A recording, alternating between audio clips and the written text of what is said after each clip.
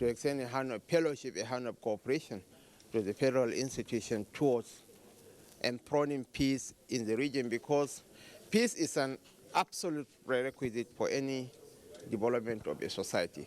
On economic diversification, government's commitment to revive the agricultural and mining sectors as major revenue earners to the country is clear. The Anchor Borrowers Program, the rice production and the fertilizer distribution program are yielding positive results, turning the country to the path of exporter of food rather than an importer for local consumption. Added to this, through an executive order, government is promoting made-in-Nigeria products and ease of doing business for investors. And I assure Nigerians, by end of October, our naira will be about 200 naira to $1. Let people challenge me if it's not so. Because we are going to get a lot of exportable items. And if you export items, you bring in dollar. And that's how the value of your country currency will grow. It has not been easy, the economy has not been easy, but you can see that they are focused.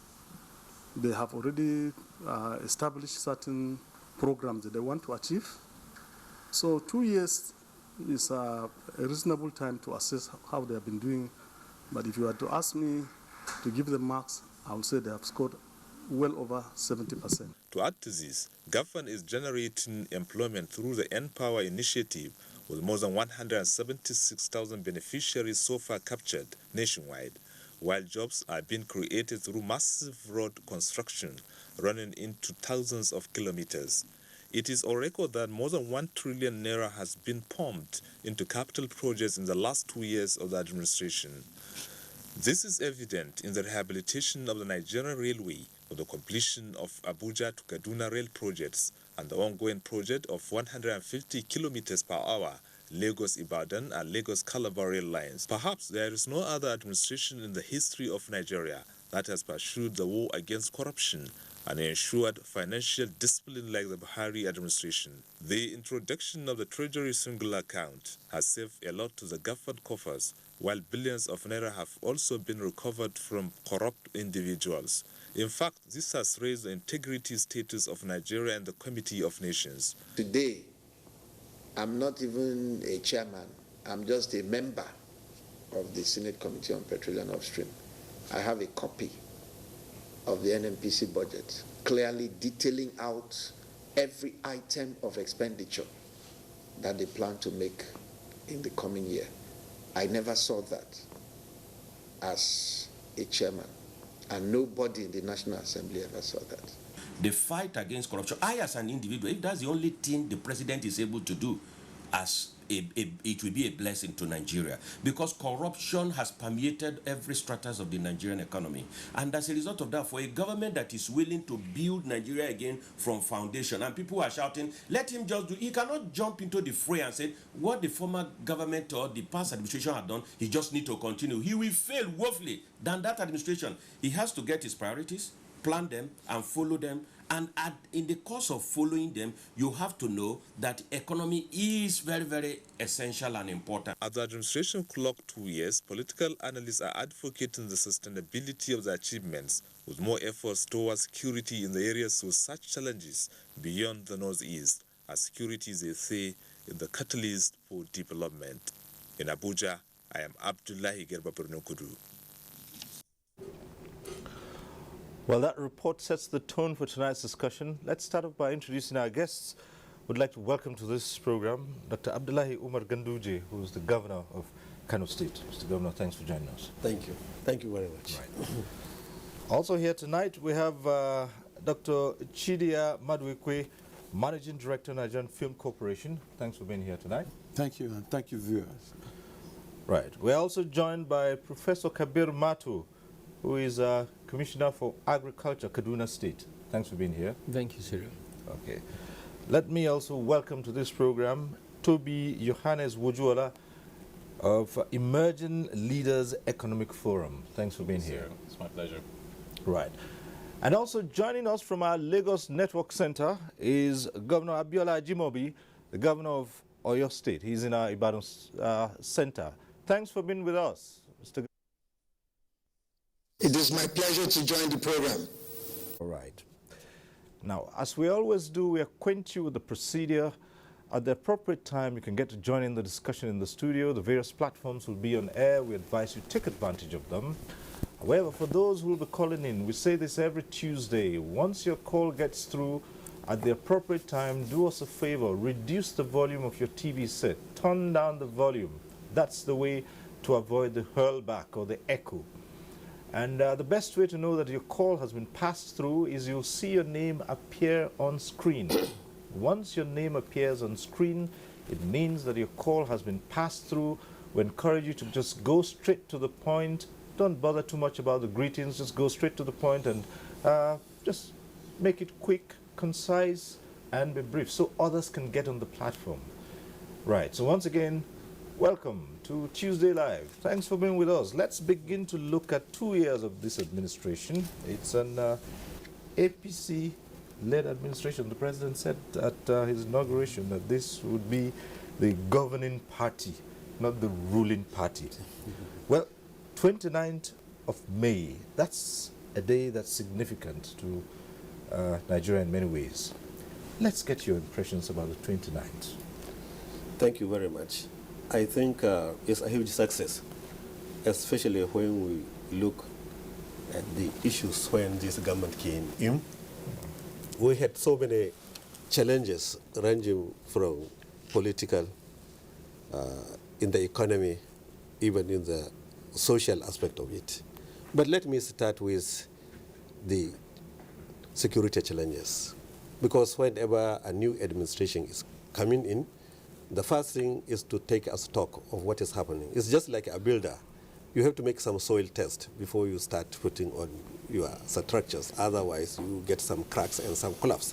So when Buhari came in and all other governments came in, both APC and other and PDP governments, the major issue at stake was the insecurity in the northeastern part of this country, and by implication, to the rest of the northern part of the country. Because if you look at some big cities like Kano and in Plateau, even here in Abuja and in other parts of Kogi State, you find that there was incursion of the insurgency of Boko Haram. So when Buhari came in, the situation was so terrible. And in fact, some people lost hope that Nigeria may not recover again, especially when you look at some of the most of the local governments in Borno State were in the hands of insurgency. The same thing in Yobe and some part of Adamawa State. So when Mr. President came in, the first thing that he did was to reorganize the security agencies, especially the military and the police, so that he could build confidence in them so that they could react immediately. And also, he took some time to dialogue with our neighboring countries, Cameroon, Chad, and Niger, so that there must be coordination in order to take care of the insurgency. So he took a tour of this country and he got their confidence, while the military even moved its headquarters to Maiduguri to ensure that this local government have been recovered to the nation. So I think Mr. President has done a lot in checking the insurgency, and a lot of peace is now back. There is hope now.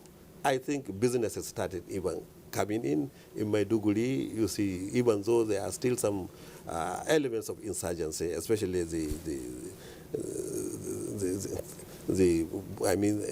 women who have been trained in the Boko Haram camps are still, making some explosion.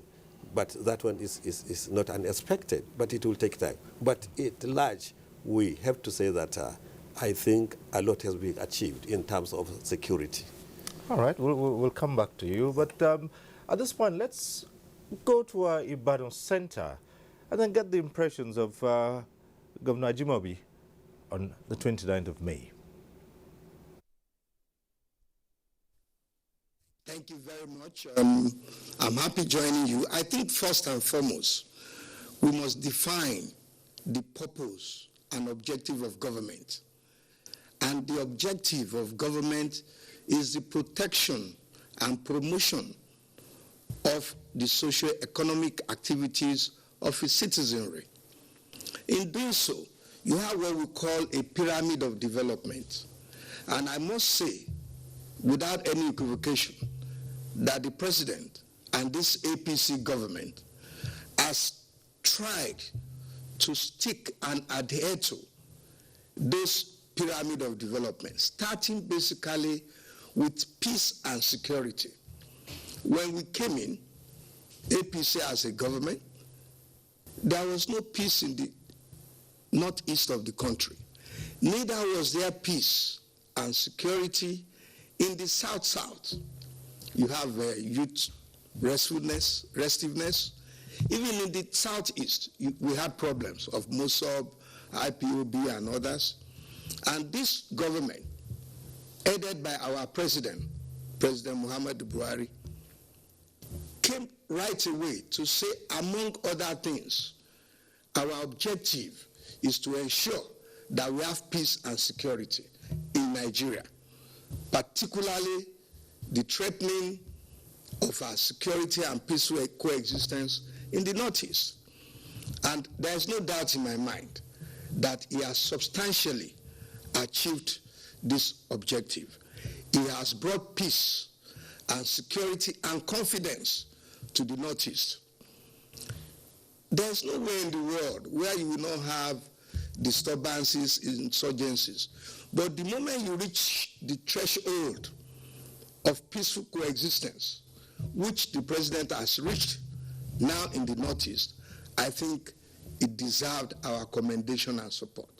Similarly, in the southeast, in the south-south, the acting president at one time went there, held discussions, dialogue with the people, and that has substantially calmed the nerves or frayed nerves of the people in the south-south, for which recommendations were pouring in. So in terms of the basic requirement of our pyramid of development, this administration has done very well. Second, quickly, is the area of the economy. The president promised to resuscitate the economy. You see, we had a monolithic economy. We are dependent on oil, and oil has crashed. Crude oil market price has crashed, and both in volume and in value. And we were not able to make much in terms of income accruable to Nigeria. But what has the president done? He has emphasized diversification of the economy. Not only diversifying the economy, he has leveraged on what I call our comparative advantage, which is agriculture. And today in Nigeria, we are happy that starting from the north to the south, we are now having substantial production in some of our staple foods. We have rice now in abundance, we are exporting, we are doing this. Not only this, we are saving foreign exchange. But apart from that, there's one basic ingredient that can destroy any economy, and that is corruption. The president has faced it, and I must take this opportunity to say that corruption, what is corruption? Is adulteration of anything that is pure. It is the dilution, it is the deformation of anything that is pure, be it financial corruption, be it spiritual corruption, be it process corruption, and be it generally communication corruption. And I'll tell you what I mean by that. There was a time people were carrying the rumor around. Our president is dead. Apart from being sinful to say that, I must say, when you carry rumors, when you tell lies, when you achieve through subterfuge lies, then you are corrupt. So I don't want us to limit corruption to financial corruption.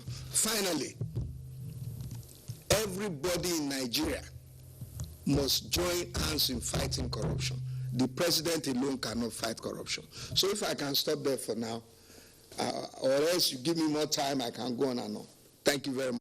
We'll return to you as we go on in the program and raise center-specific areas, find out just how well this administration has done in those. But even as we were with Governor Biola Ajimobi in Ibadan studio, we were joined in the studio here in Abuja by Professor Patu Tomi, who's a professor of political economy and management expert. He's a fellow of the Institute of Management Consultants in Nigeria. Founder, Center for Value in Leader, and former presidential candidate. Yes, a former presidential candidate of the African Democratic Congress. Thanks for being with us here tonight. With pleasure. Right.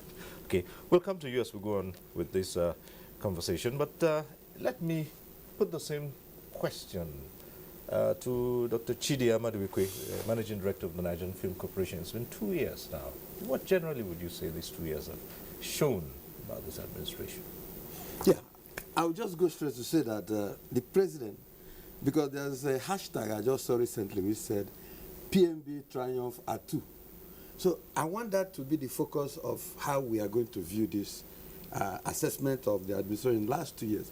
That President Muhammad Buhari have triumphed at 2 years of his administration. You know, some wordsmiths will tell us that when you are left with history, when you forget your history, you are left with hysteria. No matter how the opposition want to stampede us from forgetting the past, we cannot today be comparing how the president have fared after 2 years without knowing where we are coming from or how it was before. President Buhari have fared in the last 2 years because he has triumphed over issues of corruption. Before he came into power, we are aware that NNPC was running a deficit of about 30 to 40 billion every month. We are at the introduction hearing the senator saying today they can even see the budgetary book of NNPC. In the past, it was not so. If one agency of government was running monthly deficit of 30 billion naira, you can see the kind of rot we were into. Now, we were borrowing to feed consumption before Buhari came into leadership. And if we have continued on that path of borrowing to feed consumption, we can take example from what is happening to another country called Venezuela. For the last 50, 60 days, they have been on the street rioting, which means if President Muhammad Buhari did not assume leadership of this country, and we continue with that pattern of borrowing to feed corruption, probably today there won't be Nigeria seated peacefully as we are sitting down here. So you find out that President Buhari have triumphed. And above all, I'm happy that the governor from Oyo State tangentially mentioned it. The issue of how we have been wishing him dead. There's no president in this country that has been so wished dead by the opposition as President Buhari. And today, at 2 years in office, he has also triumphed above death. And we know God will continue to give him more life, that he will triumph and will be alive to complete this tenure and even go to the next tenure. As a party, we are blessed that at this point in the history of this country, we have a man like Buhari that can come with the maturity of his age, with his patience that can only come with age, that can hold the very weak fabric of nationhood and maintain it the way it is. I was making comment the other day that if our dear General Yakubu Gowon and Ojukwu were at the age of 72, when they were both leading either Eastern Nigeria or the federal government, there will be no Biafran war. You can see that the age of Mr. President meant that he was able to maintain that fatherly decorum over irritations that have been pouring from everywhere. And so maintaining the unity of this country has been at the front burner under his leadership. And so that hashtag PMB Triumph R2 is very apt. Okay. Thank you. We'll look at a few specifics, but Professor Kabiru Balarabe. Well, yes, just like he rightly said, I think it's very important for us to understand where we are coming from. As a people, we are very forgetful. Easily we try to rush over, our immediate past, in the name of the present and looking at what the future holds. We will only appreciate the level of, attainment of this government, especially at the center and in several states, if we place it against the backdrop of where we are coming from. Remember, sometimes in 2014 and towards 2015, a lot of international research institutions did predict that if Nigeria would continue the way it was going, certainly it will cease to exist by the end of 2015, and that wasn't just a heresy. It wasn't just a sensational statement that was coming from people who did not wish us well, but it was a product of well-researched thesis, arising from the way the national economy was run, from the way the society in general was confronted with very gargantuan problem of apparent failure in the area of leadership, especially at the center. The issue of Northeast, the issue of war against corruption, revolution in agriculture, and so many, other attainments that are being reeled out as achievements of this government, in my view, purely came as a result of the desire of government, not just at the center, but including states, to be able to move the country out of that of what you might probably call a precipice, a stage of decadence paralysis, into a nationhood. And perhaps that explains the level of socioeconomic difficulties that the citizens have faced, especially in the last 1 year, and the apparent picture, the light that we seem to be seeing appearing at the end of the tunnel, especially with the end of the last cropping season and the efforts that government is putting this time around in the area of agriculture, youth empowerment. Yes, the war against corruption. Anybody you might wish to say anything about it, you might challenge the methodology. And no two people can, if they so wish, decide to approach one particular thing in the same manner. Everybody will have his own way of doing it. But to say the least, I think it's important to understand that really the fact that Nigeria remains a nation 2 years after that global prediction that we are going to collapse in itself is a very important milestone that we need to try to keep up, build upon in order to achieve beyond the elections, and I think that's basically the picture that a lot of politicians really have as a focus. But beyond the elections, I think government at all levels must continue to put hands on deck to ensure that such proactive decisions, very radical policies, regardless of whose ox is actually offended, to see that we keep moving. Next year the story certainly will be different, and by the time it's election, once the decision is taken, a lot of political leaders will be surprised at the level at which Nigerians will come out en masse and support the so-called difficulties that people are said to be in today. All right. Let's hear from Toby, Johannes Wojola. And how have these 2 years reflected on the nation, particularly with the youth, who constitute a very important segment?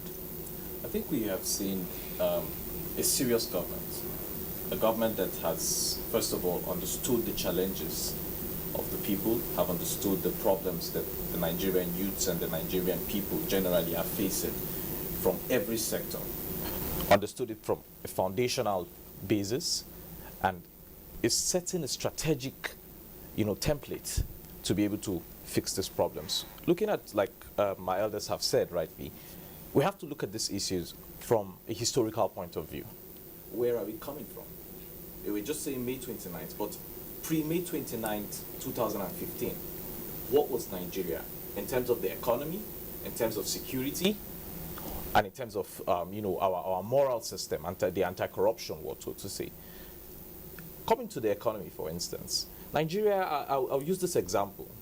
Nigeria was like a man who was earning, let's say, $1 million a month, and was not saving. And, he was living an expensive life, buying cars on credit, and had a large house in, let's say, Maitama, for instance, and there was a mortgage running on it. And all of a sudden, his boss tells him, I'm cutting your salary. to maybe 300 or 200. And then he still has to maintain his lifestyle. He still has to cater for his children.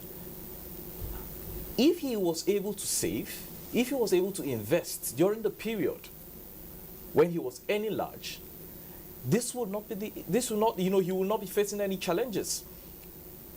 At this point in time, we have come to realization that for Nigeria to actually compete with other nations, we must be able to come out of a monolithic economy that is focused on just one product and diversify, not just diversifying to being just a supplier of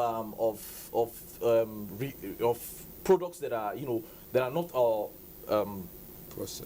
primary products, but to go into manufacturing, to compete with countries like America, to compete with China. We have to think this way, and this is what we are saying. We're seeing a foundation right now. Many a times we hear a lot of complaints and people agitating that things are not, as smooth and as rosy as it is. But then, when we look at the foundation that is being laid, you look at the Anchor Borrowers program, that is getting a lot of young people who were unattracted to agriculture at the beginning, or from time. White-collar jobs were the most attractive. But you're seeing people now thinking, or young people, thinking about jobs in farming, jobs in manufacturing, jobs in the creative industry. We're seeing a change in the mentality. Look at the anti-corruption war. It's not just the figures that are banded or the recoveries that are made. It's the mentality that is changing in Nigerians. The fact that we are now saying that we want to go to public office, not just to earn money now, but to be conscious of the fact that when you get to public office, there is going to be probity, there's going to be accountability, but knowing that you will get to public office to deliver on a mandate. You are now thinking that I want to become a governor, I want to become a senator because I want to deliver so and so promises to my people, not to earn money, not to have cars. Now we're having a situation where young people are not more looking at some people who are riding in Range Rovers and expensive luxury cars with this is who I want to be. But we are now questioning wealth, and this is a foundation that is needed, a mindset change. I think so far so good. This administration has done wonderfully well. All right. Professor Patutomi, well, perhaps apart from the security challenges and the political stability, the biggest issue this past 2 years was the economy. How would you assess? Well, first of all, I'd like to say that I like to see a country as a continuum. It doesn't matter what administration is there, it's one country heading in a certain direction. How have we as a people managed to continue to travel a direction that will bring us a better life for most of our people? We have a youth bulge. Our country is a youth bulge, and we're faced with possibilities of either reaping a demographic dividend or anarchy if we don't manage it well. And so real tests of governing is a function of how we're looking at this future that challenges us, that can bring us great promise or bring us terrible anarchy. Now, how have we dealt with it? Part of the contribution here has talked about predictions that Nigeria would implode in 2015 and all of that. Whenever I hear conversations around that subject, I'm often taken aback about how little Nigerians understand processes that are being discussed. Because that quote-unquote prediction is a tendency to confuse a routine process of the United States government. Every 5 years, the government of the United States does a review of the state of the globe for its own strategic orientation. And it's not even Americans alone. They get think tanks around the world to look at regions of the world where things are going, where they could end up. And these think tanks work, then gets compiled, CIA work, all of that. And a synthesis of it leads to what they call a report of the state of the globe. About 15 or so years ago, 10, that report, looking at Nigeria, said that if things continue the way that they are going, Nigeria would be a failed state by 2015. He didn't say Nigeria would break up. He didn't say all of this. Incidentally, I happen to be one of those who were invited to the next global leaders group to review that, the one that was produced 5 years after this particular one in Stockholm, in Sweden. Several European prime ministers in the room, and we're discussing not Nigeria, the state of the world, different places, you know. So the point is, we have not run our country very well for a long period of time, and it just kept getting worse and worse and worse. By 3-4 years ago, we were really in a very dangerous place. Unfortunately, public conversation was not mature enough to understand how bad things were in Nigeria 3-4 years ago. We had this boom, oil prices. We were making so much money from something that we should always treat as a bonus. My thesis is that we should think of every revenue that comes from oil as a bonus. We should plan our economy, think of the future of our children without oil, and that oil should be savings that we use to enhance infrastructure, to invest in long-term things, because you see, that thing put in the ground belongs to all generations of Nigerians, not us today. Those who were born in 200 years have a right, same right to it. And so we either are using it for infrastructure that they can enjoy 200 years from now, or we are saving it somewhere and allowing a cascade of returns from those investments to service today and tomorrow. But we were running things irresponsibly. We're not doing that. And when some of us tried to talk about it, people thought, oh, we're always critical. One of the points that I made over a 10-15 year period was that our budget process should involve a certain peg on how much can go into the so-called distributable pool fund or the FAC account.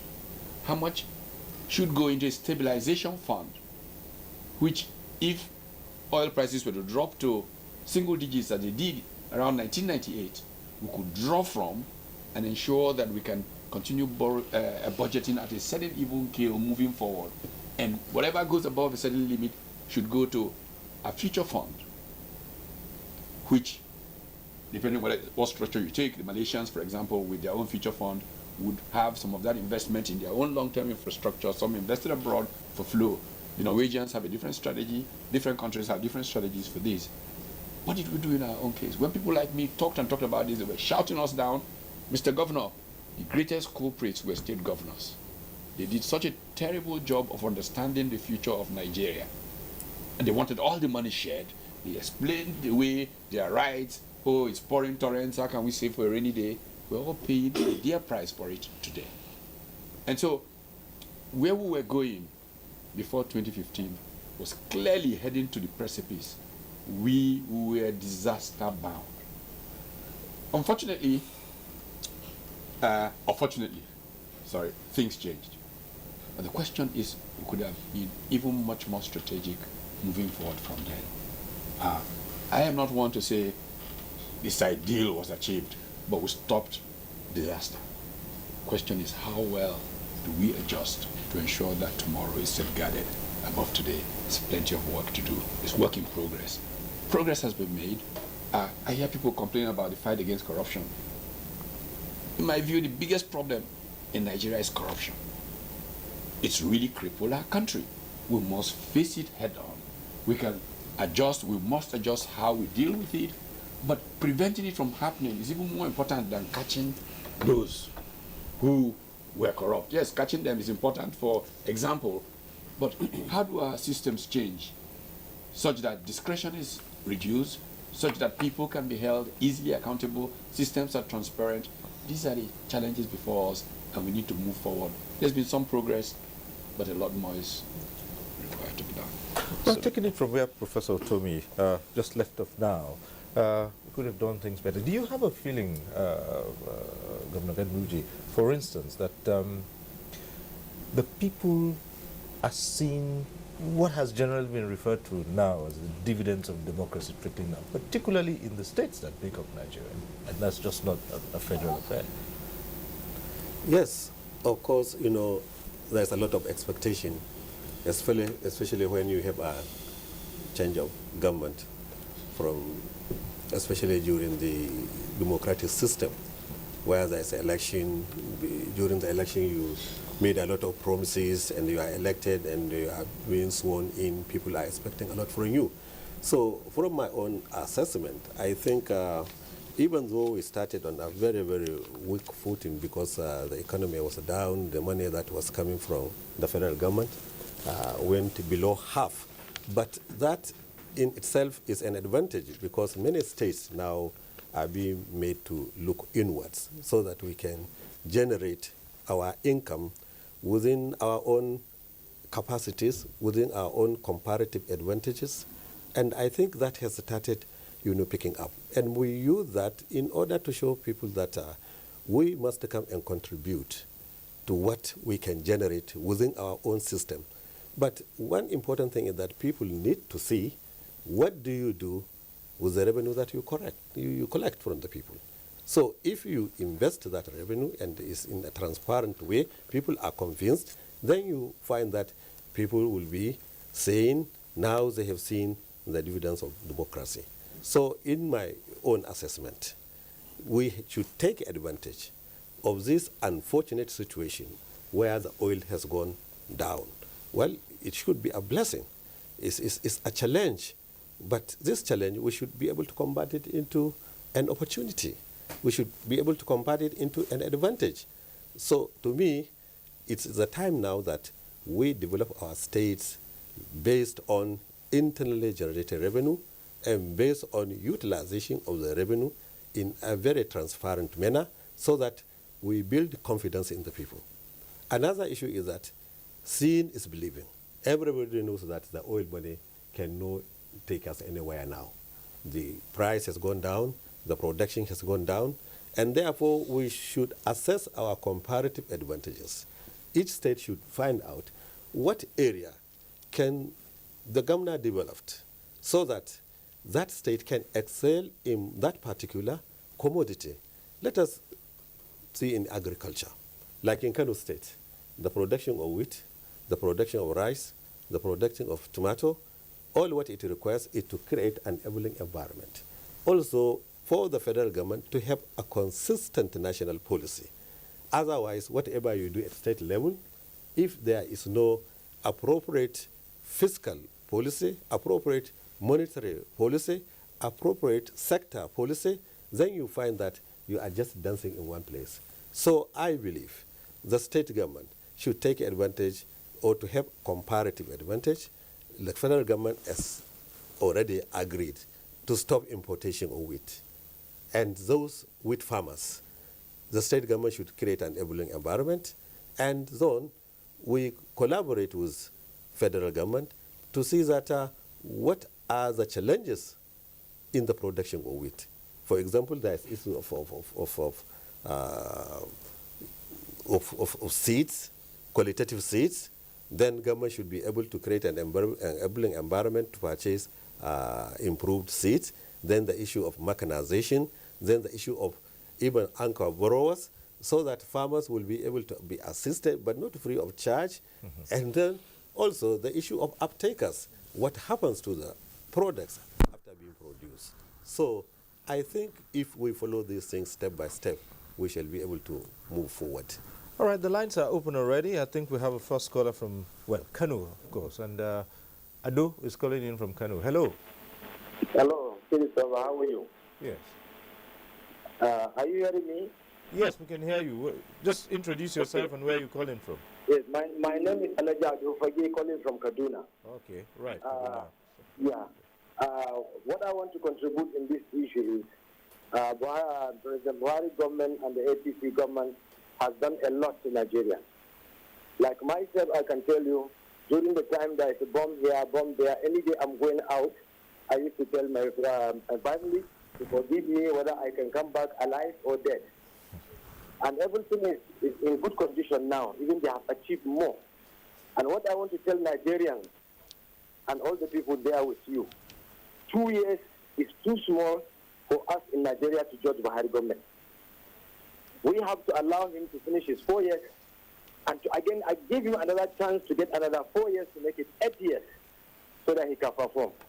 Let me give an example with my His Excellency that is there, Nduje, which I'm from Kanu.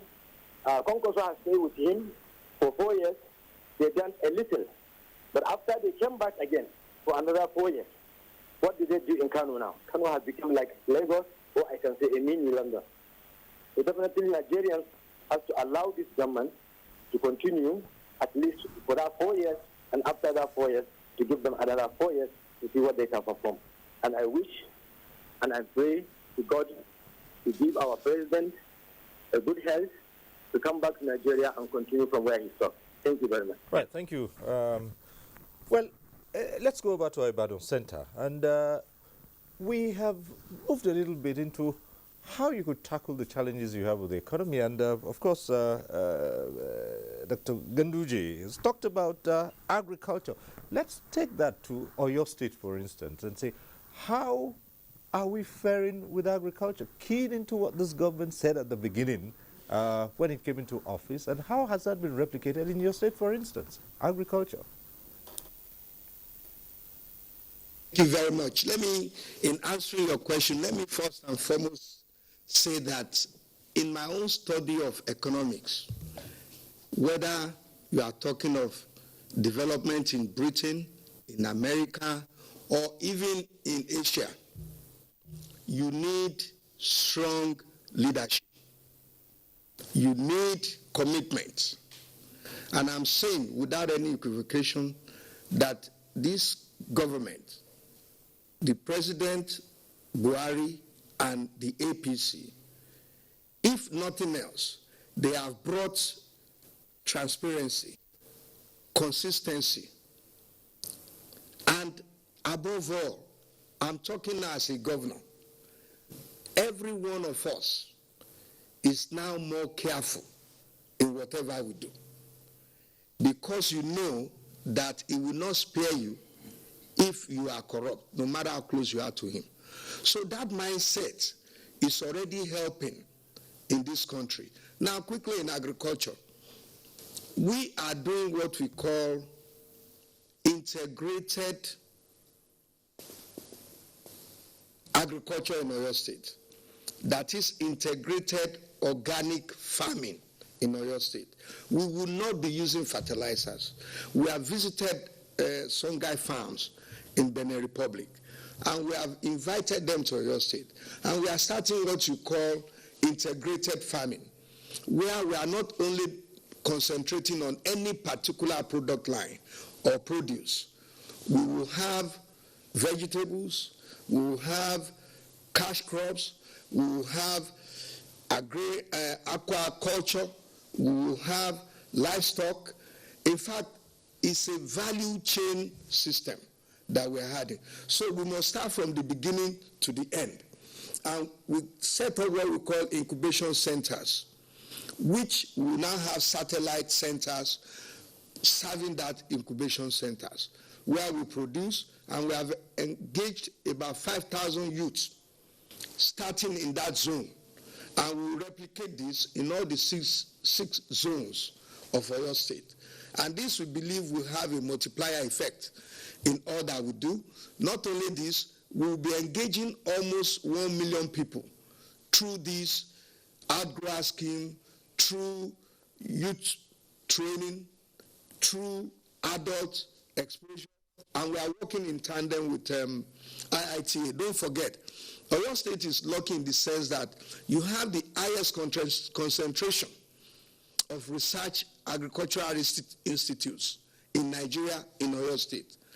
You have IITA, you have IAR&T, you have NIHOT, you have others. So we believe that with this competitive or comparative advantage of having these people around us, we want to use that to promote what we call integrated organic agriculture. And we've just started a couple of months ago, and we believe that this will help us to turn us into what I call the food basket of at least the South, because Oyo State has the largest landmass in the whole of the South, over 28,545 meters square. And we believe we can leverage on this, and about 85% of it is arable land. So we believe that in agriculture, we will be encouraging outgrowers, we will be encouraging youths, we will be encouraging integrated organic agriculture. And I think this has helped us. All right, we'll still return to you. Right. Okay, we'll still return to you in a moment. But let's quickly go back to the phones now. We have a Tony calling in from Anambra. Hello, Tony. Hello? Yes, Tony, go ahead. Can you hear me? Yes, we can. Just go ahead. Right, I think that call has been dropped somehow. Just encourage you to keep the calls coming. Yes, Governor Ajimobi was explaining a thing or two about agriculture and how they decided to, boost production in Oyo State. But let me, since we are still on the subject of agriculture, let me take on you, Professor Kabiru Balarabe. In speaking to the people, Governor Rufai said he had largely, fulfilled his promises, at least part of it, in the last 2 years to the people of Kaduna State. Now, how would the people of Kaduna really assess, for instance, agriculture, which you superintend over at that state? Well, thank you very much. I think the most important thing to, take into consideration as far as the issue of leadership is concerned is the ability of a leader to take decision. And I think one of the major problems that, bedeviled this country for a very long time has been the absence, the lack of capacity on the part of leaders, especially during this, civilian dispensation, to be able to take actions that are very decisive, that will lead to the transformation of the lives of, the citizens in a particular political environment. This we do very well in Kaduna, no matter whose ox is actually grown. In the area of agriculture, we've come up with a lot of concepts, and fundamentally underlying this concept is the idea of changing the context with which especially the young citizens of our state view agriculture. If they say you are a farmer, the impression that people get is that you are a poor person, you are a villager, you are uneducated, etc., etc. What we have done, what we are doing now is to be able to change that. We are changing that narration. Agriculture is now a profession. Young, able-bodied, 70% of our population, for God's sake, we are the third largest state in the country in terms of population. After Kano, Lagos, the third is Kaduna. And then 70% of that population is below the age of 35. So it's really a very serious situation, and a lot of them have gone to school. A lot of them are graduates either from the university, polytechnics, etc., etc. And then the notion, a narrative over time has been you graduate and then you look for a white-collar job either in the bank or government institution, etc., etc. And the reality is that these jobs do not exist any longer. So what we are doing now is encouraging a lot of our young people to go back to agriculture, and that we have done. For instance, Kaduna is the first state in this country where we are introducing the farm settlement methodology, where young people, boys and girls, are being encouraged to go and participate. Land has been cleared, land is allocated, and then seedlings and the entire agricultural value chain is being taken care of, so that you produce, and at the end of the cropping season, whatever is produced, the cost of production is determined, and then what is sold, you have your own. So in Kaduna, we're in the process of producing a lot of young millionaires. If Nigerian governments, for that matter, have this idea of saying we produce so number of billionaires. In Kaduna, I assure you that by the end of this cropping season, we will be able to produce thousands of otherwise very young, eligible boys and girls who hitherto were out of job, becoming millionaires. That's our first. So this farm settlements, we've cleared a very large expanse of land, one in Ladruga, in Keche local government area, and another one in Anchau, Kubau local government area, with a large body of water where, apart from rain-fed agriculture, we're also going to do, a lot of irrigation agriculture. That's one fundamental area. And, just like the governor of Kano State said, in Kaduna, we have advantage. We have comparative advantage. We are very much into the CBN Anko borrowing program. We're also discussing with NIRSAL with a view to getting their involvement so that we have a data bank of thousands of farmers that will get involved with NIRSAL so that they'll be able to provide the support from the beginning till the end. And I assure you that at the end of the day, it's the better for it. In fact, in the last cropping season, it is there. You can see that for the first time, people, a lot of us in Kaduna State are Muslims, just like we have a substantial number of Christians. But the number of people that have paid their money intending to go for pilgrimage has, has more than doubled. And most of them are from rural areas. They are not people in Kaduna, just like in some other states. We don't sponsor people on pilgrimage anymore. So you have to work for it. So this is to show you that agriculture is working, and it remains a veritable tool of resolving our especially the social crisis that we have among a teeming, young population that is otherwise jobless. So we are using agriculture as a tool of not just social liberation, but also economic emancipation of our people. And then very briefly, in response to what Professor Otumi said about the agitation of governors scrambling to take money out of excess crude, especially in the last administration or in the previous administration, I think that had to do basically with the fact that it was very clear that if they did not scramble to take these resources, that resources will be squandered at the center. And as such, each and every one of them. So all of, yes. And I think that made a lot of sense. This was the argument that quite a lot of them were making. If they didn't take the resources, we'll look at that as we go. The resources will be squandered at the center. So let's return to the phones briefly. And we have a Nelson who's calling in from Port Harcourt. Nelson, if you're still on the line, go ahead. Yes, Nelson, are you still on the line from Port Harcourt? Good evening, sir. Yes, good evening. Go right ahead. Yes, I'm calling from Port Harcourt.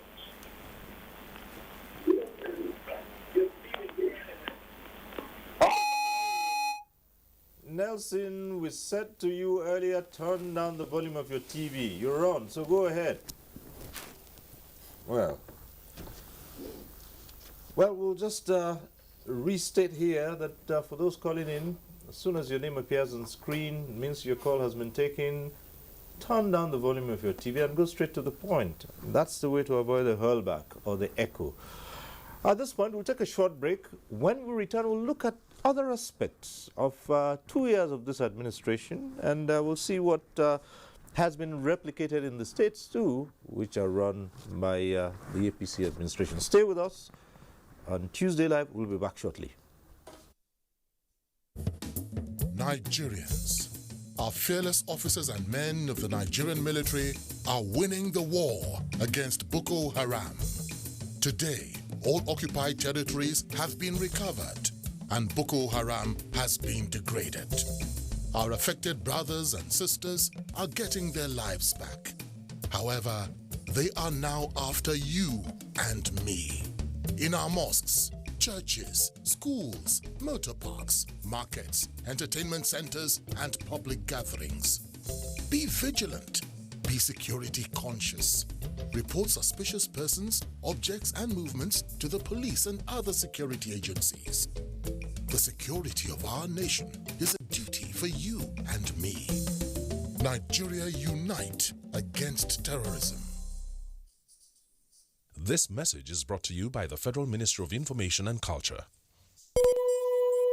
The struggle for independence had been a long and tough one. Our founding fathers and compatriots sacrificed their comfort and even shed their blood. We cannot at this point in history afford to spirit away their sacrifices for immediate but temporary gains of today. Let us emphasize what unites and not what divides us. Working for the unity of purpose with a stronger vision for a better tomorrow. NTA, growing with the nation. Nigeria, the only country we can train with remarkable potentials to excel. Let us believe in ourselves and change our attitude for the sake of our country and generations unborn. Let us revive our cultural values, which are our essence as a nation. Let us renew the spirit of patriotism and hope in our dear country. Do not take or give bribe. Be punctual always. No more African time. We can't expect to be global citizens and operate on African time. Join the queue.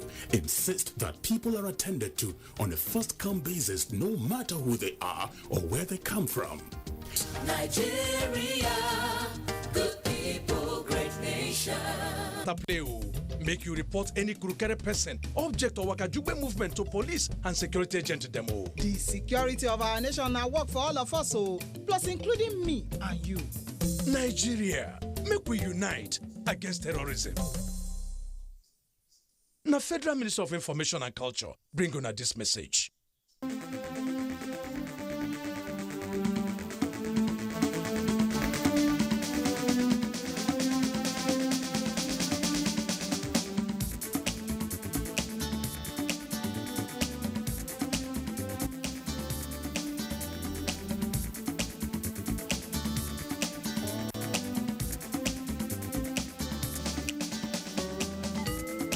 NTA Tuesday Live, a network issue-oriented innovation talk show.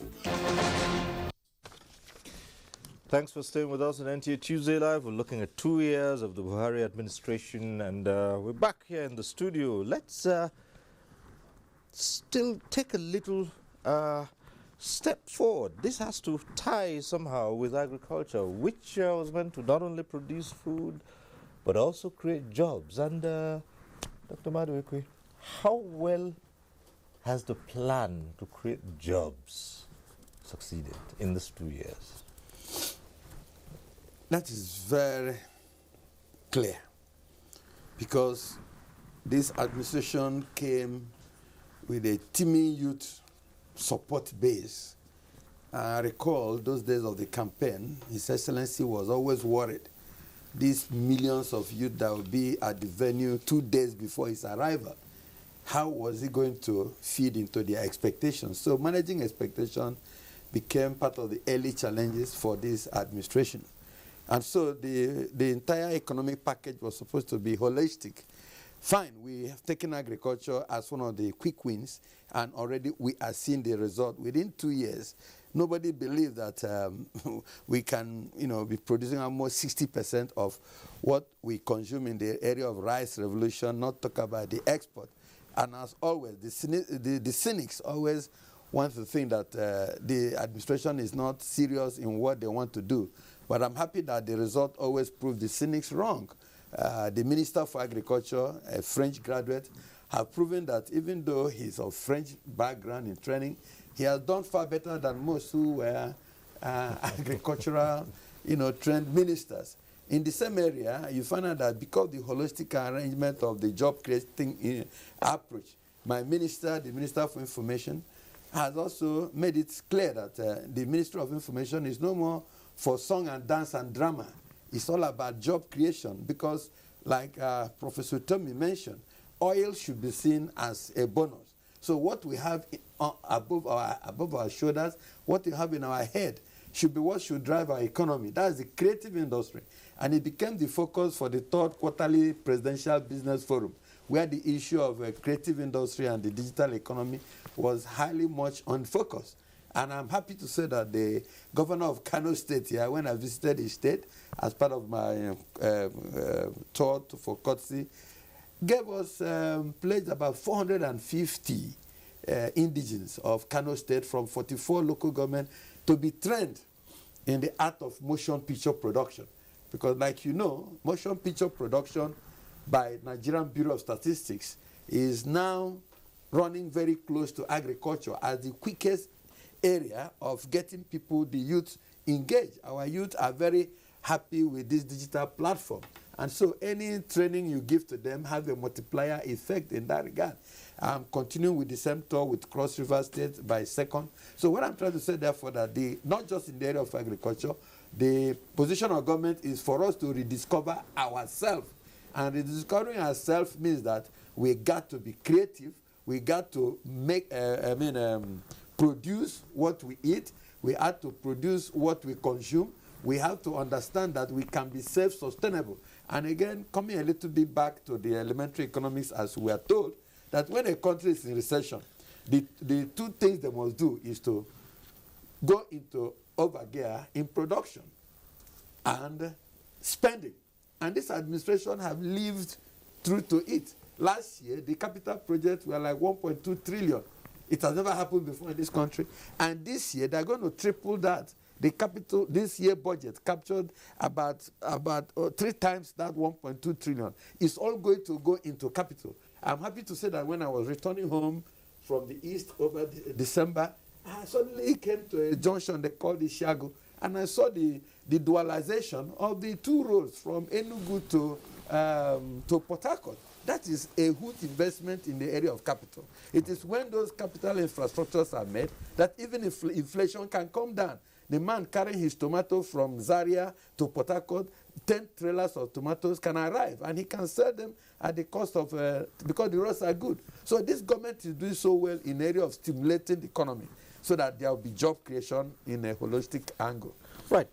Toby, put out a notice today of vacancies for 10 people, and you're likely to get, 100,000 vying for those 10 places. But job creation was one of the planks of this administration. Has it fulfilled that, or is it on the path to creating these jobs that, this army of youths who are out there, some of them highly qualified, and dire need of? Like I've maintained, this administration is focusing on the fundamentals, and that is, for me, in terms of job creation, what kind of jobs. Previously, when people are thinking of coming out of universities, they're thinking of, where do I work next? What job do I go? What job do I get? Which government office do I apply to? Or what bank, especially, am I going to apply to? But that mentality is changing. It's now, what jobs can I create? We're trying to create an entrepreneurial mentality where you're not just focused on where do I get a job from, but how do I create a job? Look at the Aso Villa Demo Day, for instance, organized by the the Office of the Vice President. It brought in about we had, I think we saw about 300 applications from young people who had created innovations, and they had a mountain of other people who were also working with them on those innovative ideas. Those are the kind of jobs that we should be thinking of for the future. Look at the fourth right now in the world generally. We're talking about the fourth industrial revolution. We're not talking about trains, and we're not talking about locomotives with steam engines or those miniature creations. We're talking advanced technology. We're talking about drone technology. We're talking about artificial intelligence. And this is the drive in terms of the ICT sector of this administration.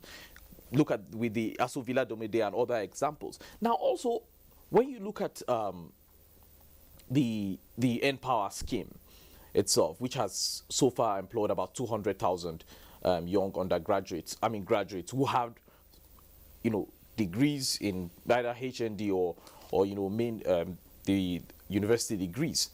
These guys are not just getting jobs to earn 30,000, but they are earning skills. And you see, skills are the fundamentals. That is what we have not previously focused on. Giving people the right skills that just does not make them employable just to run into a career, but to have skills enough to go outside the career and be able to stand alone. And this is very important in terms of job creation. And so far so good, we've been able to see that in almost every single sector of the economy. All right. Well, we took our cameras out to talk to Nigerians on how they assess this administration, what are the achievements they have seen, and let's take a listen. I think the president has achieved the security. I think we have a good security right now. I think we should actually try for the youth to go into farming right now, because that's agriculture is a good stand for Nigeria to grow the best economy right now we have so far. All right. And what I want him to do more is just issue of this education, health. These are the two issues. The areas Buhari has done well is in the aspect of tackling corruption. If you can see very well, corruption is really mitigated by the step he has taken. So I think those are the two laudable things I can ever talk about him or his achievement in the government so far. Matters, we really appreciate him for that. And even the bomb blast at reduced, it's not like before. And our Chibok boys are back. Some of them are back home. We really appreciate him for that. The present government of Alhaji Muhammad Buhari has done very well in security, extremely well. I am from Northeast, and my area was occupied for Boko Haram for about 7 days. So there is nothing we can say. In fact, I'm almost speaking on behalf of my people that he has done extremely well in the area of security. He has also done reasonably well in trying to fix the economy. At least some of the measures he put in place may appear now as painful. But believe me, in my opinion, in the long run, it will be an asset.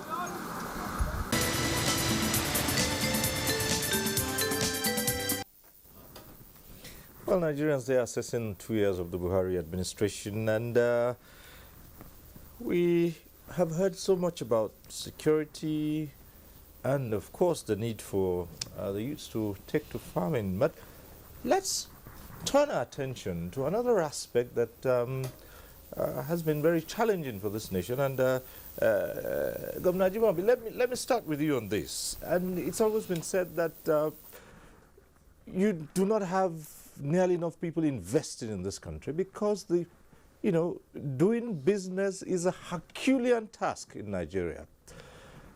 This administration says it wants to attack that and make it a business-friendly country, the ease of doing business. Let's get your assessment of that.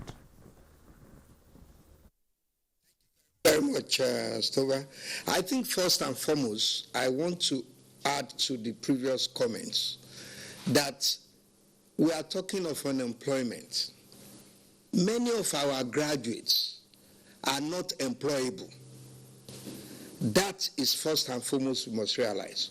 We must have an educational system that caters for our local graduates and for our peculiarities. Today, one of the highest employers of labor is agriculture. But we've talked so much about agriculture. Another highest employer of labor is technology. The world is going technology. And I believe that Nigeria today, we should begin to encourage that transfer of technology as well as to develop local technology.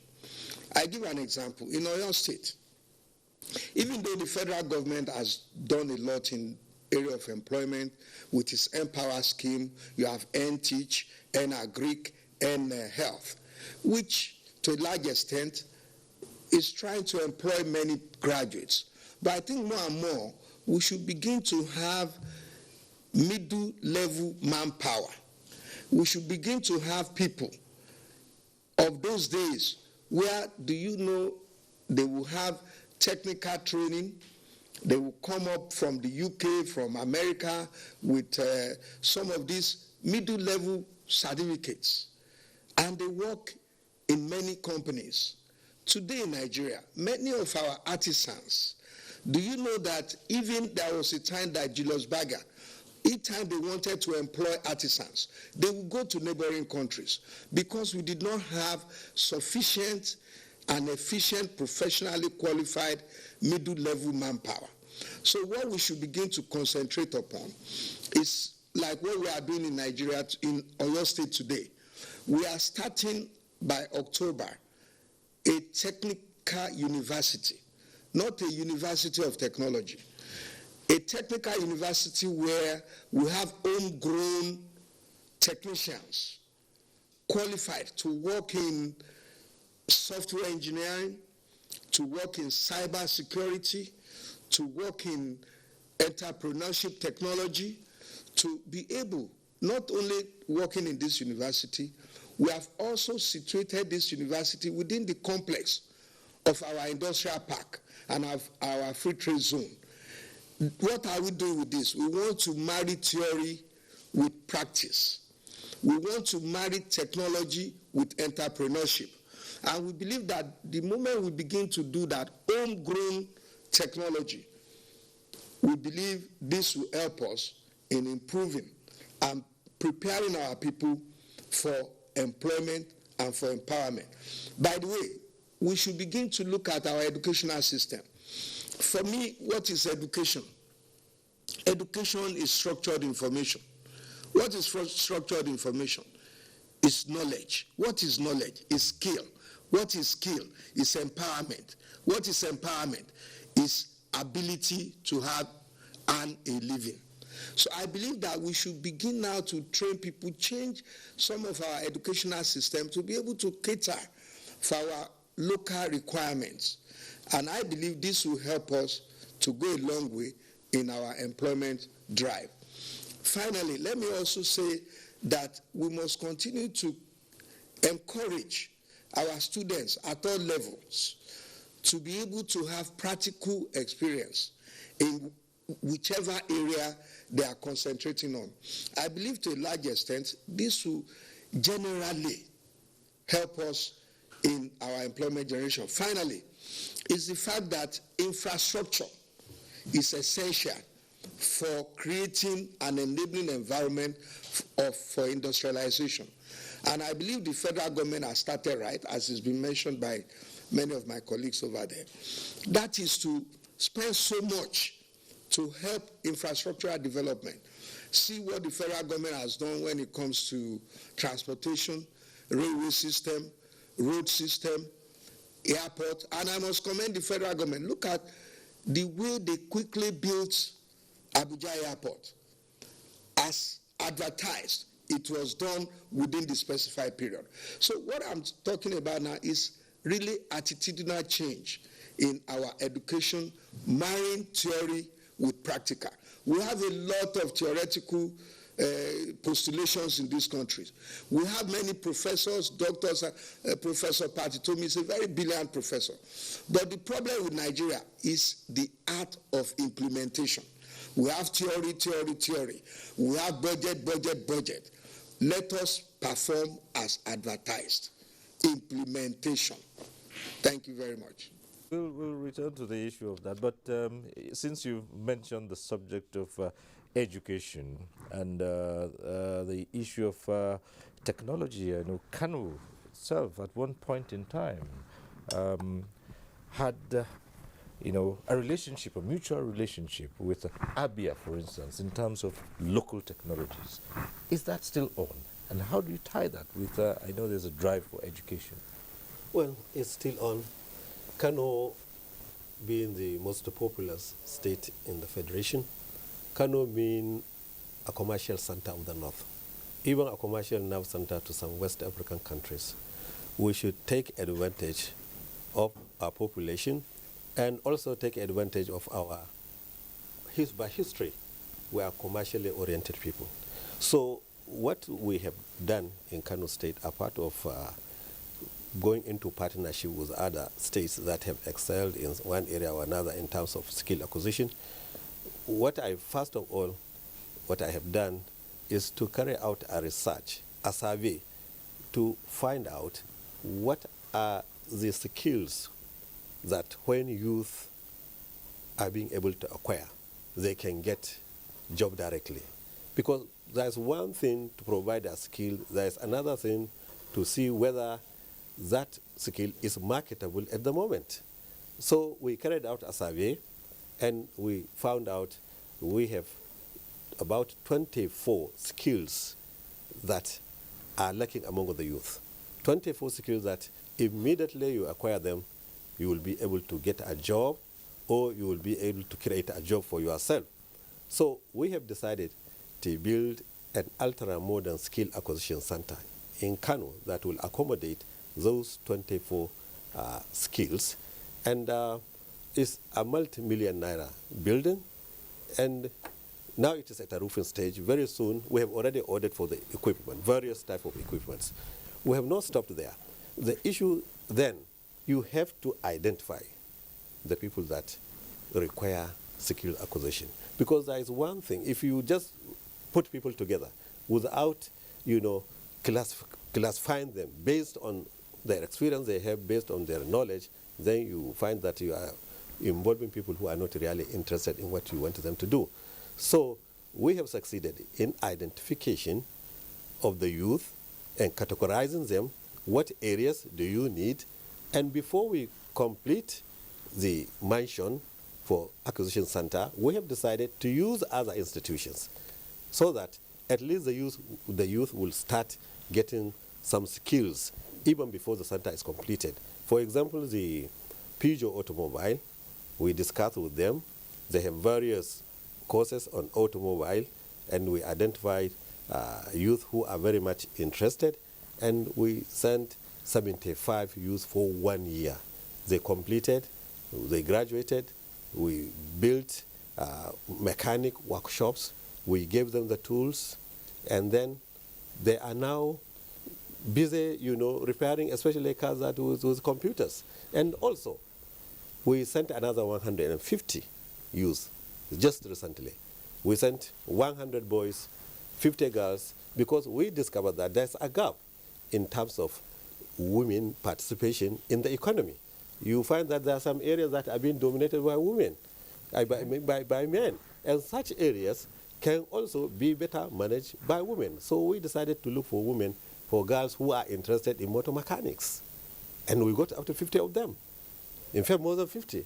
So they are learning how to repair vehicles. And also, we collaborated with the NDE. We took 250 boys in ICT skill acquisition.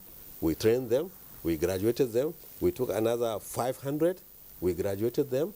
And you can see that when we complete our own center, that is the crux of the matter, then that center can carry at least 5,000 youth at a time on different skills. We shall be able to be training them, and not for employment by government, but for them to be self-employed and even to disperse into the country so that they can get opportunities. So that is what we are doing at the moment. Okay, Professor Toby, there are two issues I'd like to put to you. One, the question of our education system. You heard Gov Nyesom Wike say, well, so many of our graduates are unemployable. That's on one side. And second, in the earlier days, you were a company executive. I still want to return to the issue of companies are shutting down, but you still require more investments, the ease of doing business. So, in many ways, they're related. First, the educational system. Part of the challenge that we have is that our immediate post-colonial educational trajectory was one that was designed to give you a certificate to maintain the system. It did not train you to be creative and to produce. A Brazilian educator from the 60s I like to talk about, called Paulo Freire, writes about the pedagogy of the oppressed. The colonial mindset is, let's produce doctors who can treat them, save them from dying, they can maintain this, maintain that, but not to challenge them. And our educational system continued like that. We need to rethink how we educate people. The teaching of entrepreneurship is one of the things that's a boss, if you will, in the university system. And I continue to challenge my colleagues. I say, you don't teach entrepreneurship. You implant in people who are learning whatever to be entrepreneurial. So that when you're studying history, you can use history to create opportunities for jobs and make a difference. And you do, one former NUC chairman, executive secretary, did actually invite me to speak to vice chancellors about these ideas. And we need to change. Look, America's triumph as an economy came principally from the role that a land-grant university played in America's agricultural ascendance. Today, Nigeria in the last year has output in rice that is more than Nigeria's needs, but a significant wastage has not allowed Nigeria to catch up as it should, even though it's now producing more rice than Nigerians can consume. This is the kind of thing that a land-grant university works in partnership. The whole agricultural extension system came precisely out of the kind of work that land-grant universities did in America. So we need to build a connect between our educational institutions that must be problem-solving, practical, not just give people certificates and knowledge. I keep talking about certificated illiterates, but we need to find practical people who can use the knowledge. That's one part of it. The other part of it, coming to investment, and here I really need to plead, one of the biggest problems that we have is that our institutions are weak. Our institutions are not strong enough to support the many things we need to do, enterprise being one of them. What are institutions? And when we talk about institutions, people think of buildings, and no. They are essentially boundaries to conduct. Look, the way many public office holders conduct themselves in public office is such that investors don't want to come, because this governor approves these things. His tenure ends. His successor cancels everything before that. The person who made investments and has lost it because there was a change of leadership in the state will be leery of further investment. He will do one of two things. He will either not invest at all, or he will hedge. And hedging involves costs. These costs, which are transaction costs, reduce his competitiveness. And so our economy is unable to compete as it should because we have these practices that weaken our institutions. Now, people who hold office must know. I give an example just last week. Back in 1997, I spent a couple of weeks at Japan's Ministry of International Trade and Industry in Tokyo. If you go to MITI, you will not be able to tell where the public sector stops and the private sector begins. They see themselves in that ministry as facilitating the advance of Japan's private sector. But you see, in a certain way, there's a disposition in the public service in our country in which public servants see themselves as policemen trying to stop these terrible business people. That is the truth of the matter. And so this affects the environment of business. So we need a new consciousness, a new thinking in which every civil servant sees, oh, if this business makes progress, that's future taxation, that's expansion of government, that's growth, that's opportunity for our children. And it's literally going out looking for businessmen, giving them, in the United States of America, there's something that's called TIFA funding. TIFA is Tax Incentives Finance Authority. That means that a private business can come and the state government, usually even local governments, will give you loan guarantees, will give you grants so that you can start a business in that area, because they can project that if this business starts in this neighborhood, it will be anchored, attracting other businesses. In 10 years, the kind of taxes that can come from that neighborhood will be 10 times what it is today. And so they can do those things. We need to have that kind of orientation in how we welcome business. Professor Kabiru Balarabe, Yeah. in many of the states, we find that the agitation has been, well, what's happening at the federal level stays at the federal level. The states, it's either they have their own agenda, or where there is something that they could partner with the federal government, it doesn't really trickle down, it doesn't really work that way. How are you faring in Kaduna? There are so many projects that this administration came up with, and after publicizing them, you hear that, well, the states think that's not their priority at this time. No, I don't think so. All the projects, all the programs that this administration came on board, and I think one of the easiest things going for us really is, like I said, the commitment and the decisiveness on the part of the leadership.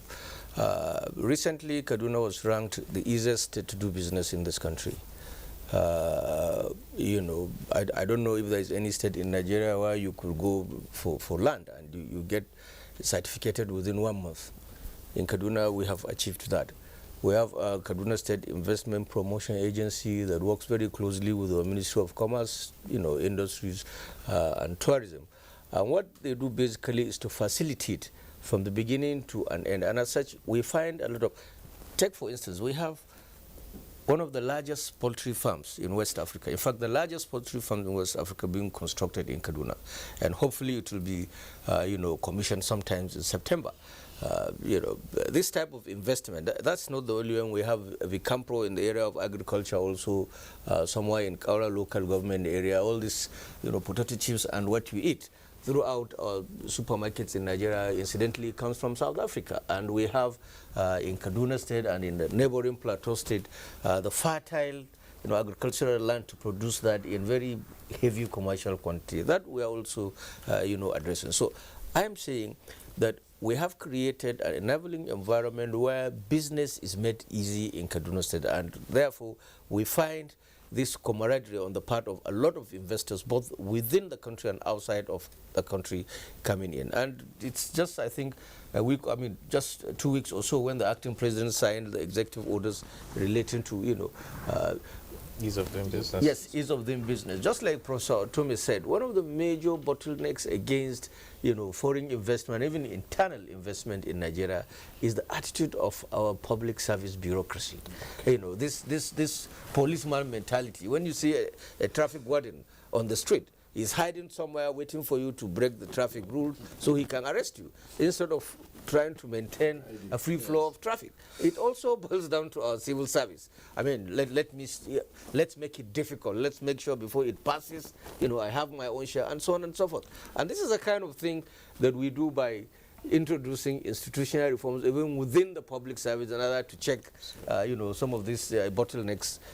All right, let's take our cameras out again and see how the people assess the states. And let's watch this. Governor Malam Nasru El-Rufai is doing very well. There is no area he did not touch, most especially our drainage. He makes sure that he repair all. And now, as I was speaking to you, if you on your tap, you get water, because I think it was last week they commissioned our water in Kaduna State. So the governor is doing perfectly fine. I'm coming from Kogi State. All the government school in my state have been on strike. Almost how many months now? I'm happy for Buhari, because whenever you are going out, you go out freely and come home freely. Unlike before that, there is Boko Haram anywhere. From Enugu State, it was not precisely. I think my state governor is actually doing well in infrastructure.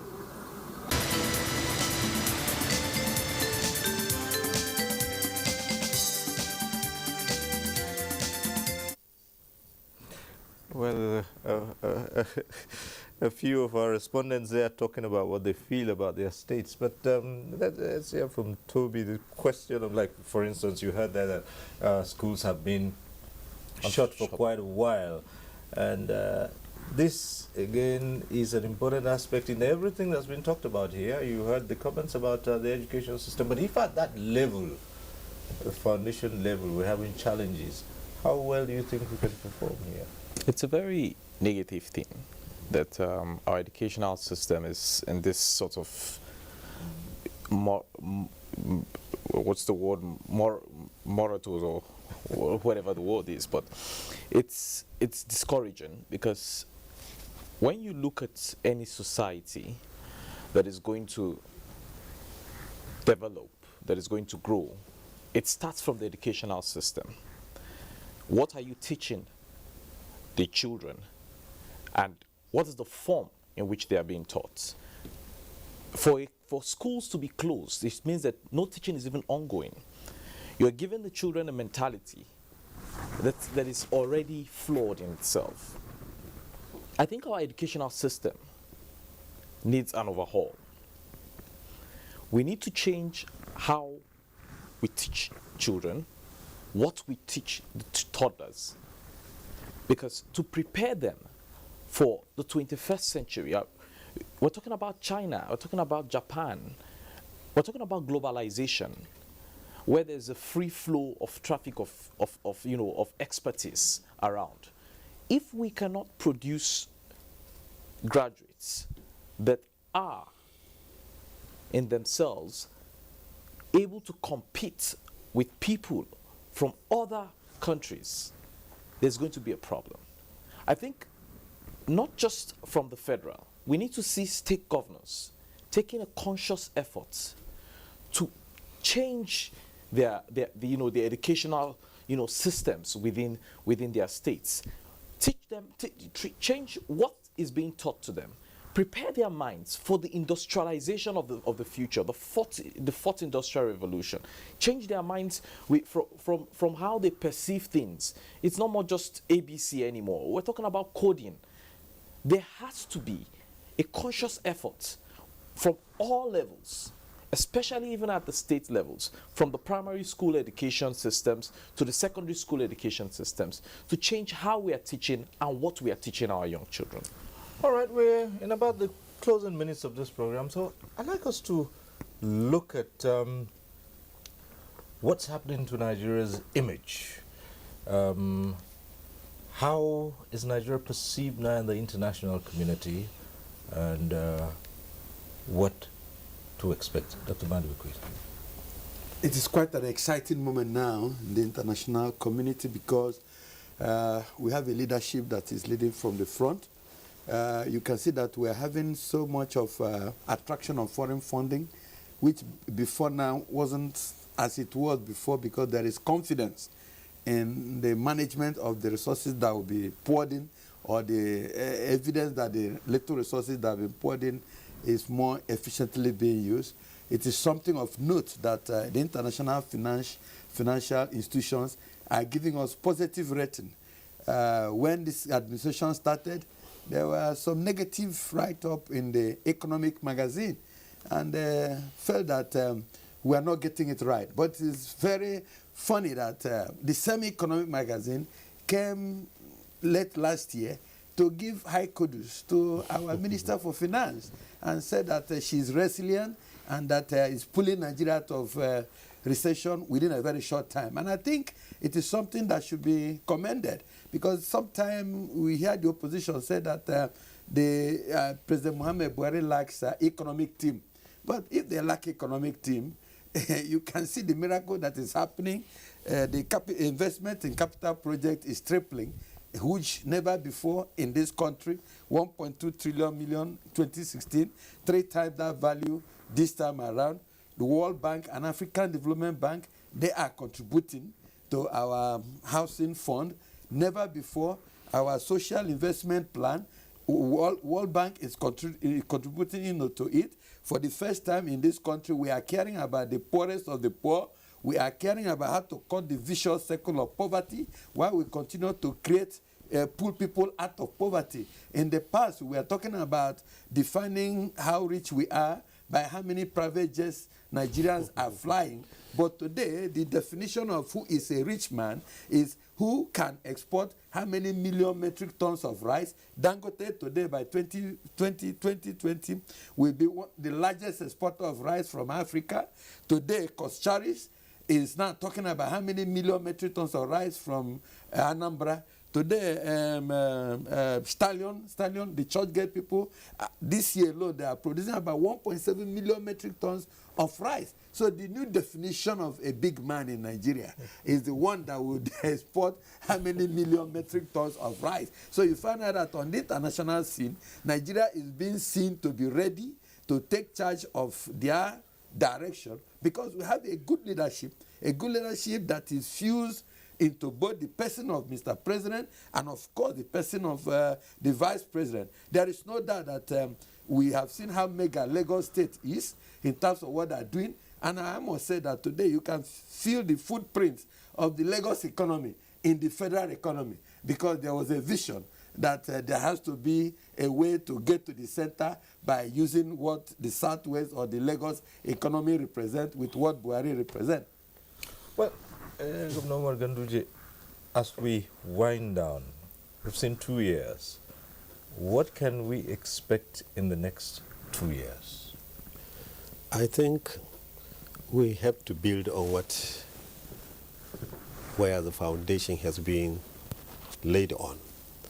What we are expecting in these 2 years is, first of all, consolidation of all the projects that we have started all the programs that we have started. For example, the employment opportunities that are being created by the federal government. States must buy in so that we make them to be our own programs, and we add additional programs, because these employment opportunities for youth is very, very important, and it has to be sustained. So we must develop the appropriate policy guideline so that we create room for sustainability. And also, like one of the discussants here mentioned, when government comes in, the government tends to, leave all what other governments did before. But this one, we must change it. Whatever we inherit, we must continue to do it. So it must be our responsibility to see that we consolidate all what has been achieved so far, so that by the end of 4 years, we can see that all aspects of human development are being greatly improved. Well, back to our Ibadan Center, Governor Jimobi, yes, progress has been made and still been made, but surely in this past 2 years, there are issues that you have seen from different perspectives, even as the government moves to improve the lot of the citizens. Now, what would you say should be the focus as the administration goes into the next 2 years? What would you prioritize? We've all agreed the government has done quite well, and therefore we started from restoration. The government has restored peace, has restored confidence of people within Nigeria and outside Nigeria, and you could see that in the influx of investments. And what is important to investors is to have security that we have achieved, is to have infrastructure that we are achieving. It's work in progress. Above all, is to have strong leadership that is consistent, both in policy and in attitude. And that also must be supported by transparency. So the outside world is already seeing all these qualities in the leadership of our party. But above all, what should we look at in the next few years? Consolidation, consistency, and above all, working and doing all that we've said we would do. That is performing as advertised. And I use the opportunity to pray for the president to get well soon and come back. Because at this point in time of our development, we need a strong, consistent, and transparent leadership. And that he has been giving us. And I hope he can give us for the next, not only 2 years, but another 4 years. I thank you. And we'll put the same question to Professor Patu Toby. As you've seen a lot of things happen, if you were to say, look, this is the direction I think not so well, or you should be looking at doing things alternatively, what would you say? Well, the world expects so much of Nigeria. African peoples everywhere expect leadership from Nigeria. Many times they don't think we give it to them. Nelson Mandela, before he died, was very pained that Nigeria was not offering the black man the leadership that it wanted to see. I have met many African leaders who express this frustration. The time is now for the Nigerian elite to rally around and say, this is our country going forward, not everybody pulling at all kinds of ends. We need a country that we see an elite focused on the next generation, on how to make the life of our children better. The truth of the matter is that we have lived better lives than our children are living, and that is wrong. Every generation must make its shoulders available for the next generation to stand up so they can see tomorrow more clearly. That's the challenge of Nigeria. Yes. I think we, as a country, need to have an institutionalization of our reforms. We're going to see a lot of developments, and as we are seeing now, but to consolidate them and to make them sustainable, we need to make sure that we either codifying them or we're changing and reforming the systems. We don't just throw out, orders and all of that, but then we have to see a situation where these things become a part of our laws and our system. Also, we need to have an arm-in-arm relationship between the arms of government, between the executive, the legislature, and the judiciary, if we want to see development consolidated and also sustainable. Right. And for Professor Kabiru Balarabe. Yes. Well, I think, the government at the center and in many states of this country have done very well in the last, 2 years. One of the major problems that governance has faced, or the Nigerian society generally has faced over time, was, this overburdening of what you call personality cult. We've not been able to build institutions and structures that will be propelling, that the entire society will revolve around. And I think what this government must do as a matter of achievement in the next 2 years will be to try to see that institutions rather than individuals, form the central kernel of our governance and administration. If that is done, then we will have free and fair elections. You can only have free and fair elections if you have a very solid, defined, electoral agency. You must also allow the legislature to be properly grounded. It must be rooted.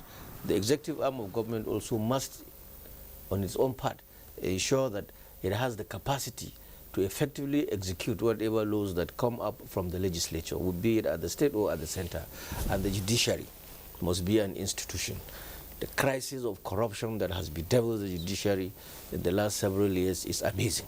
And if the judiciary is not sanctified, then of course we will be wasting our time, and therefore any effort that the government will do, be it the executive or the legislature, in order to ensure that the sanctity of the judiciary as the last hope of not just the common one, including the uncommon one. Because if the governor is offended, he goes to court. If the president feels, he goes to court. So it's not just the hope of the common one, it's also the hope of the uncommon one. And once the judiciary remains a bastion of corruption, then we're in trouble. So the institutions in this country must be deeply rooted if the democracy will make meaning. Let me just quickly, as a parting shot, put this to you. You're a professor of comparative politics. Yes. Is there too much politicking in the polity? Well, there is not much politicking in the polity so far, Don't drag us back to, another discussion. I think what we are facing now basically is governance. Right. Nigerians have been so... Okay. Triumph of politics.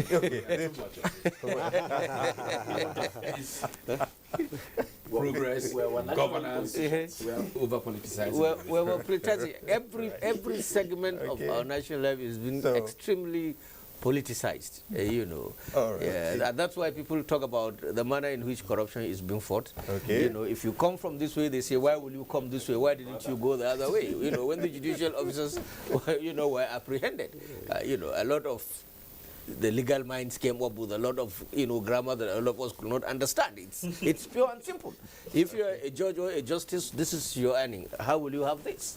Simple. It's only in Nigeria that they get to your house, they find $40 million, and then the next day you go to court and say, give me back my money. A public officer. I mean, this describes our politicking, this describes our own, even the rule of law, fundamental human rights have all been put in the basket of politics. Okay. Well, it's on that note we'll have to round up this discussion, and we'd like to thank all our guests. Let's go over to Ibadan Network Center and say thank you very much to Governor Abiola Ajimobi of Oyo State. Thank you for sharing your thoughts with us.